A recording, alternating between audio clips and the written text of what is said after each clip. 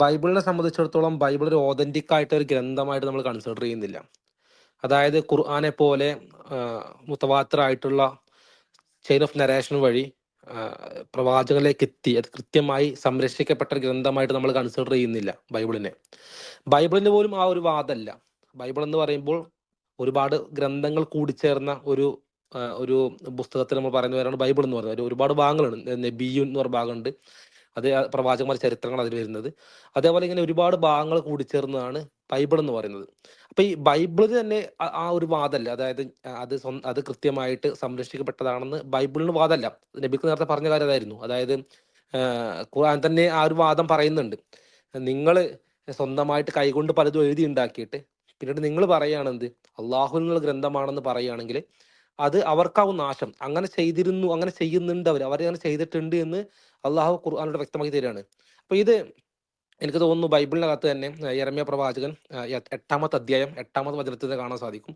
അദ്ദേഹം ചോദിക്കുന്നുണ്ട്, നിങ്ങൾക്ക് എങ്ങനെയാണ് മൂസ നബി അലൈഹി സ്വലാത്തു വസ്സലാമയുടെ നിയമങ്ങൾ, ദൈവം കൊടുത്ത നിയമങ്ങൾ നിങ്ങളെ കയ്യിലുണ്ടാകുക എന്ന് നിങ്ങൾക്ക് ഇങ്ങനെ പറയാൻ സാധിക്കും? കാരണം എഴുത്തുകാരുടെ കള്ളക്കോലുകൾ അതിന് വികൃതമാക്കിയില്ല എന്ന് അദ്ദേഹം ചോദിക്കുന്നുണ്ട്. ഈ കാര്യം പിന്നീട് യേശുക്രിസ്തു ഈസ നബി അലൈഹി സ്വലാത്തു വസ്സലാം ബൈബിളിൽ എടുത്തു പറയുന്നതായിട്ട് കാണാൻ സാധിക്കും. അപ്പൊ നമ്മളെ സംബന്ധിച്ചിടത്തോളം ബൈബിൾ തന്നെ സംബന്ധിച്ചിരുന്ന കാര്യമാണ് അത് സ്ക്രൈബേഴ്സ് അത് സ്വന്തമായിട്ട് പലതും എഴുതി ഉണ്ടാക്കിയിട്ട് അത് ദൈവത്തിൽ നിന്നാന്ന് വാദിക്കുന്നുണ്ട്. അത് പിഴവ് പറ്റിയതാണ്, അത് സംരക്ഷിക്കപ്പെട്ടിട്ടില്ല പൂർണ്ണമായിട്ടും എന്നുള്ളത് കൃത്യമായിട്ട് ബൈബിൾ തന്നെ പറയുന്നതാണ്. ഖുർആൻ അത് ശക്തമായിട്ട് ആ കാര്യം എടുത്തു പറയുന്നുണ്ട്. അപ്പോൾ മുസ്ലിങ്ങളെ സംബന്ധിച്ചിടത്തോളം ബൈബിൾ എന്നൊരു ഓതന്റിക് ഗ്രന്ഥമല്ല. പക്ഷെ എന്നാൽ പോലും ഇപ്പോൾ ഇവരെ കൊണ്ടു നടക്കുന്ന ആ പുതിയ നിയമത്തിനകത്ത് പുതിയ നിയമം എന്ന് പറയുമ്പോൾ സ്വാഭാവികമായിട്ടും ആഫ്റ്റർ ജീസസ് അല്ലെ ഈസ അലൈഹി സ്വലാത്തു വസ്സലാമിന് ശേഷം വന്നതാണല്ലോ. അപ്പോൾ ആ ഒരു പുതിയ നിയമത്തിനകത്ത് എവിടെയും ഒരു ഭാഗത്ത് പോലും ഈസ നബി അലൈഹി സ്വലാത്തു വസ്സലാം പോലും, അഥവാ യേശു ക്രിസ്തു എന്ന് അദ്ദേഹം വിളിക്കുന്ന അദ്ദേഹം പോലും ഒരിക്കൽ പോലും ഞാൻ ദൈവമാണെന്ന് പറഞ്ഞിട്ടില്ല എന്നുള്ളതാണ്. അങ്ങനെ പറയുന്നത് നമുക്ക് കാണാൻ സാധിക്കില്ല. നേരെ മറിച്ച് അദ്ദേഹം ഞാൻ ദൈവമല്ല എന്ന് പറഞ്ഞിട്ടുണ്ട്. ബൈബിളിന്റെ അകത്ത് നിങ്ങൾക്ക് ഇപ്പോഴും നിങ്ങൾ കൃത്യമായിട്ട് കാണാൻ സാധിക്കും. ബൈബിളിന്റെ അകത്ത് യേശു ക്രിസ്തു ഞാൻ ദൈവമല്ല എന്ന് പറഞ്ഞത് പല സന്ദർഭങ്ങളുണ്ട്. അതിൽ എനിക്ക് ഏറ്റവും പ്രിയപ്പെട്ട സന്ദർഭമാണ് മാർക്ക് 10:18. അത് ഒരാള് ഈസ നബി അലൈഹി സ്വലാത്തു വസ്സലാമിനോട് യേശു ക്രിസ്തുവിന്റെ അടുത്ത് പറയുന്ന ഒരു കാര്യമുണ്ട്, ചോദിക്കുന്ന ഒരു കാര്യമാണ്, അല്ലയോ നല്ല ഗുരുവേ എന്ന് വിളിക്കുക. അപ്പൊ അദ്ദേഹം തിരിച്ചു പറയാണ്, ഓ എന്നെ എന്തൊരു നല്ല ഗുരു എന്ന് വിളിക്കണം, എന്നെ എന്തൊരു നല്ലതെന്ന് വിളിക്കണം, നല്ലവനായിട്ട് ഒരുവൻ മാത്രമേ ഉള്ളൂ, നിങ്ങൾ എന്നെ നല്ലെന്ന് വിളിക്കേണ്ടത് മനസ്സിലായോ, നല്ലവനായ ഒരുവൻ മാത്രമേ ഉള്ളൂ, അതാകുന്നു ദൈവം എന്നാ പറയണത്. അതായത് ഒരാൾ വന്നിട്ട് അല്ലയോ നല്ലവനെ നല്ല ഗുരുവേ എന്ന് വിളിച്ചപ്പോൾ എന്നെ എന്തൊരു നല്ല ഗുരു എന്ന് വിളിക്കുന്നു, അത് നിഷേധിക്കുക ചെയ്യുന്നത്. നല്ലവനായിട്ട് ദൈവം മാത്രമേ ഉള്ളൂ എന്ന് പറയാം.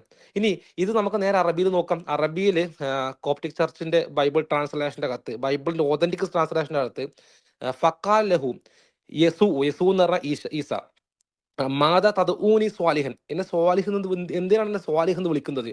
ലൈസ് അഹദ് സ്വാലിഹൻ, സ്വാലിഹായിട്ട് ഒരുത്തൻ മാത്രമേ ഉള്ളൂ. ഇല്ല വാഹിദുൻ, ഒരുവനല്ലാതെ മറ്റൊരുമില്ല. വഹു അല്ലാഹ്, അവൻ അള്ളാഹു ആകുന്നു. ബൈബിളിനകത്ത് കോപ്റ്റിക് ചർച്ച ഇപ്പൊ ഇവർക്കൊന്നും അള്ളാഹു എന്ന വാക്ക്, അള്ളാഹു എന്നുള്ളത് സത്യദൈവത്തിന് പകരം അവർ ഉപയോഗിക്കുന്നത് ബൈബിളിനകത്ത് ഉപയോഗിക്കുന്ന വേർഡ് തന്നെയാണ്.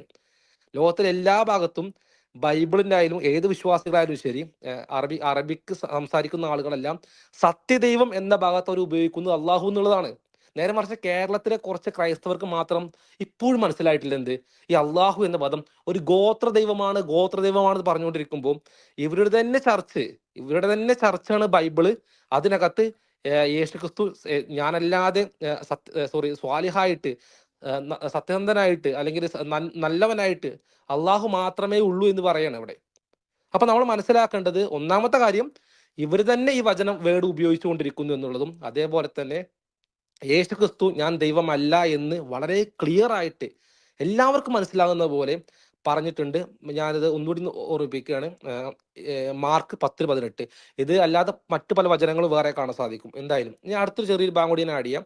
പിന്നീട് സാധാരണ ഈ ക്രൈസ്തവർ പറഞ്ഞ മറ്റൊരു കാര്യമാണ്, യേശു ക്രിസ്തു പിതാവില്ലാതെ ജനിച്ച വ്യക്തിയാണ്, അല്ലെങ്കിൽ പിതാവില്ലാതെ ജനിച്ച വ്യക്തി ആയതുകൊണ്ട് സ്വാഭാവികമായിട്ടും അദ്ദേഹത്തിന് പിതാവ് ദൈവമാണ്, ദൈവപുത്രനാണെന്ന് പറയും. ഒരു കാര്യം മനസ്സിലാക്കേണ്ടത്, നമ്മളോട് ഈ കാര്യം പറയുമ്പോൾ ക്രൈസ്തവർക്ക് സ്വാഭാവികമായിട്ടും ബൈബിൾ വായിച്ച് പരിചയം പോലും ഇല്ല. കാരണം ബൈബിളിന്റെ അകത്ത് എല്ലാവരെയും കണ്ടിന്യൂസ് ആയിട്ട് ഒരുപാട് ആളുകളെ ദൈവത്തിന്റെ മകൻ എന്ന് വിളിക്കുന്നുണ്ട്. ഇപ്പൊ ആദമിനെ ദൈവത്തിന്റെ മകൻ എന്ന് ബൈബിൾ വിളിക്കുന്നുണ്ട്. അതേപോലെ തന്നെ യഅ്കൂബ് നബി അലൈഹി സ്വലാത്തു വസ്സലാമെ അഥവാ ഇസ്രായേല്, അദ്ദേഹത്തിനെയും ദൈവത്തിന് മകൻ എന്ന് വിളിക്കുന്നുണ്ട്. അങ്ങനെ എല്ലാ പ്രവാചകന്മാരെയും പല പ്രവാചകന്മാരെയും പലപ്പോഴും ദൈവപുത്രൻ എന്ന് വിളിക്കുന്നുണ്ട്. അതേപോലെ തന്നെ ദൈവത്തിനനുസരിച്ച് ജീവിക്കുന്ന ആൾക്കാരെ ദൈവത്തിന്റെ മക്കൾ എന്നും കൂടി അഭിസംബോധന ചെയ്യുന്നുണ്ട്. അപ്പോ ദൈവത്തിന്റെ മകൻ അല്ലെങ്കിൽ ദൈവപുത്രൻ എന്ന വേർഡ് ബൈബിളിന് അപരിചിതമല്ല. ബൈബിളിൽ ഉടനീളം പല ആളുകളെയും പല പ്രവാചകന്മാരെയും സത്യസന്ധരായി നിൽക്കുന്ന വിശ്വാസികളായ ആളുകളെയൊക്കെ വിളിക്കുന്ന വേർഡാണ് എന്ത്, ഈ ദൈവപുത്രൻ എന്നുള്ളത്. ദൈവത്തിന് മക്കൾ എന്ന് പറഞ്ഞിട്ടുണ്ട്. ഏഞ്ചൽസിനെ, മാലാകമാരെ കുറിച്ച് പറയുമ്പോൾ എന്ന് പറഞ്ഞിട്ടുള്ളത് ദൈവത്തിന് പുത്രന്മാർ എന്ന് പറഞ്ഞിട്ടുണ്ട്.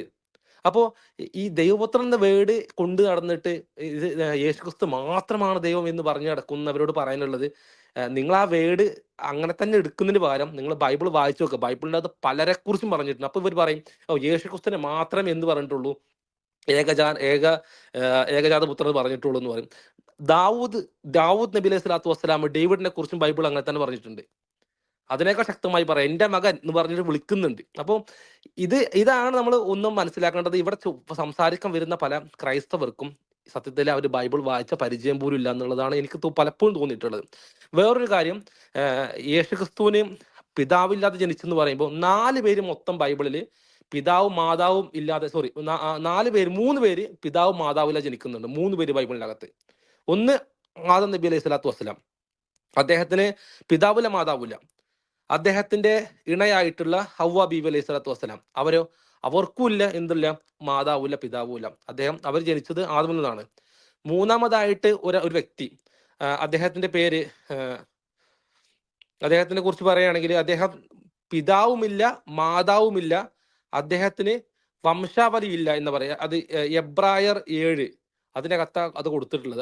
അദ്ദേഹത്തിന് പിതാവുമില്ല മാതാവുമില്ല, രണ്ടുമില്ലാതെ ജനിച്ച വ്യക്തി എന്ന് പറയുന്നത് ബൈബിളിൻ്റെ അകത്ത്. അപ്പോൾ ഇങ്ങനെ ബൈബിളിൻ്റെ അകത്ത് വംശാവലിയേ ഇല്ലാതെ പിതാവും മാതാവും ഇല്ലാതെ ജനിച്ച 3 വ്യക്തികളെ കുറിച്ച് പറയുന്നുണ്ട്. അതിന് ശേഷം മാത്രമുള്ള മാതാവ് മാത്രമായിട്ട് ജനിച്ചിട്ടുള്ള ഈസ നബി അലൈഹി സ്വലാത്തു വസ്സലാം യേശുക്രിസ്തുവിന് പറയുന്നത്. അപ്പോൾ ഒരാള് പിതാവില്ലാതെ ജനിച്ചു മാതാവില്ലാതെ ജനിച്ചു എന്നുള്ളത് കാരണം കൊണ്ട് അവർ ദൈവത്തിന്റെ മകനാണ് എന്ന് വാദിക്കുന്നത് തന്നെ തെറ്റാണ്. ഇനി വേറെ കാര്യം, ഖുർആൻ തന്നെ ഇതിന് വ്യക്തമായി പറയുന്നുണ്ട്. ഖുർആൻ തന്നെ ഈ വിഷയത്തെ അഡ്രസ് ചെയ്തുകൊണ്ട് പറയുന്ന കാര്യം എന്താണ്? അള്ളാഹു പറയാണ്, അള്ളാഹുവിന്റെ അടുക്കല് ഈസ നബി അലൈഹി സ്വലാത്തു വസ്സലാം യേശുക്രിസ്തു എന്ന് പറയുന്നത് ആദമിനെ പോലെയാണ്. കാരണം എന്താ? ആദം നബി അലൈഹി സ്വലാത്തു വസ്സലാമിനെ അള്ളാഹു മണ്ണിൽ നിന്ന് സൃഷ്ടിച്ചു. എന്നിട്ട് അള്ളാഹു അതിനോട് ഉണ്ടാകാൻ പറഞ്ഞപ്പോൾ അത് ഉണ്ടായി വരുന്നു. അത്രേ ഉള്ളൂ. അള്ളാഹുവിന്റെ വചനം കൊണ്ട് സൃഷ്ടിക്കപ്പെട്ട ആദം നബി അലൈഹി സ്വലാത്തു വസ്സലാമിനെ പോലെ തന്നെയാണ് അള്ളാഹു വചനം കൊണ്ട് സൃഷ്ടിച്ചിട്ടുള്ള ഈസ നബി അലൈഹി സ്വലാത്തു വസ്സലാം. പക്ഷെ രണ്ടുപേരുടെയും പ്രോസസ്സ് ഡിഫറെന്റ് ആണെന്നേ ഉള്ളൂ. ഒരാളെ മണ്ണിൽ നിന്ന് നേരിട്ട് സൃഷ്ടിച്ചു, ഒരാളെ മറിയം ബീവിയുടെ ഉദരത്തിൽ വയറിന്റെ അകത്ത് കുഞ്ഞായിട്ട് ജനിപ്പിച്ചു എന്നേ ഉള്ളൂ. പക്ഷെ 2 സൃഷ്ടാവായിട്ട് അള്ളാഹു മാത്രമേ ഉള്ളൂ. ഇവിടെ 2 സ്ഥലങ്ങളിലും അള്ളാഹു ചെയ്തിട്ടുള്ള സൃഷ്ടിയാണെന്നുള്ളത് അള്ളാഹു കൃത്യമായി പറയാണ്. അപ്പൊ നമുക്ക് പറയാനുള്ളത്, ആർക്ക് വേണമെങ്കിലും ഇപ്പോൾ ഇവിടെ സംസാരിക്കാൻ വരാം, താഴെ കേൾക്കുന്ന ആൾക്കാർക്കൊക്കെ.